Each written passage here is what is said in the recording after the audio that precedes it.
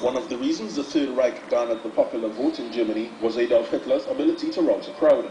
His nationalist proclamations gave light to his critics and romanticized the Nazi Party in the eyes of millions of Germans.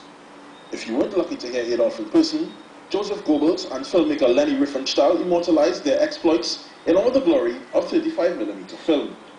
Indeed, if you listen to one of the Führer's many speeches today, totally out of context, you may end up liking the old chap.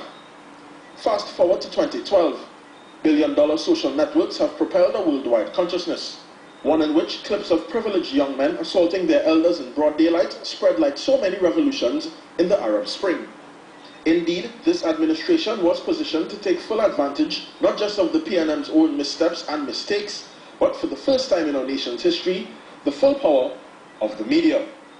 But instead of using their strength and powers for good, we are bombarded by sycophant utterings on blogs, threats to journalists and editors of major publications, horror stories of state-run media being guided by government whims, live simulcasted rum-shop talks meant to convince a cynical population, and the latest tool, feel-good rallies heralded through every town today on megaphones and set to feel-good music.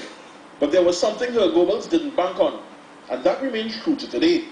The people can always smell a rat and will always have the final word. There are indications that more than before, people aren't going to validate Mr. Volney's assertions that our memory has a time limit.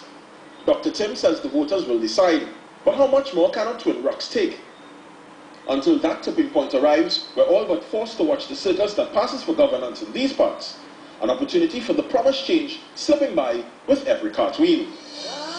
Lord, put a hand on nation.